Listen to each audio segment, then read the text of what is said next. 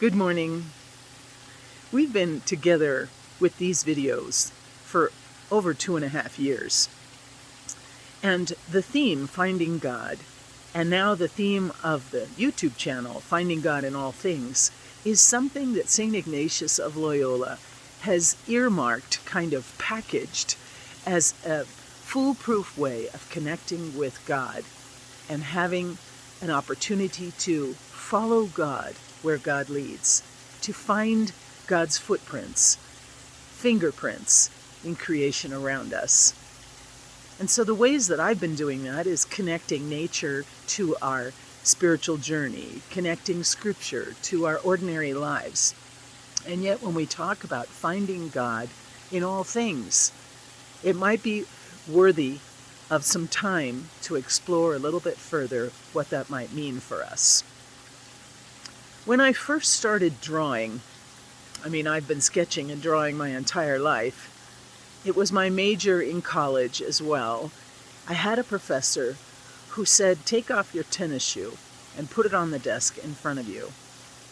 And I want you to pull out your notepad and an ink pen, and I want you to do a line drawing of your shoe.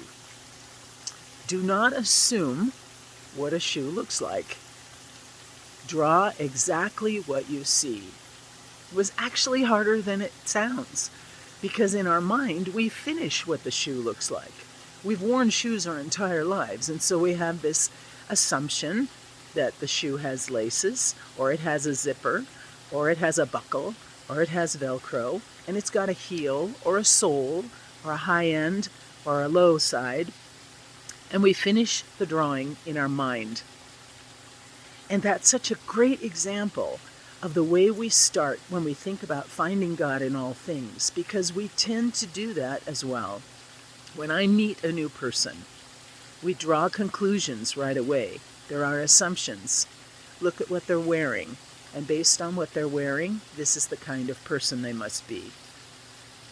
So what St. Ignatius encourages us to do is to pay particular attentiveness to what is really there. What do I really see? Let the person, the poem, the social experiment, the circumstance that I see in the world around me right now, let it speak genuinely for itself. Let me see it exactly for what it is. So I pause when I'm viewing this. Secondly, then I reverence what I see there. Don't judge it yet.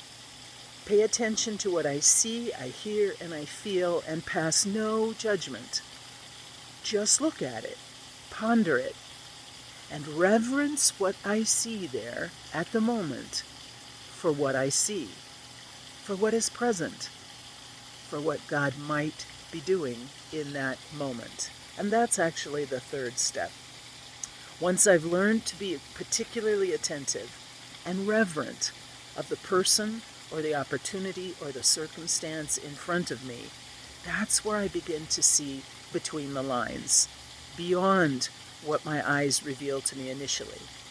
And I look more closely.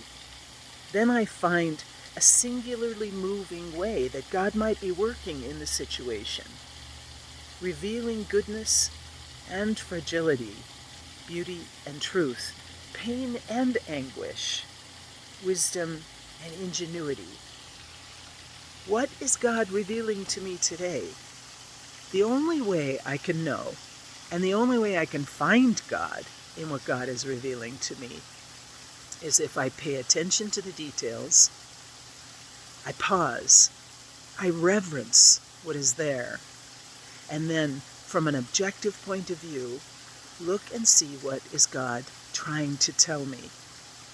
This is a way that I keep a loose grasp on the world and allow God to be the one, my compass, my mirror, my magnifying glass. Let God be the one to reveal everything that I will find in what I see.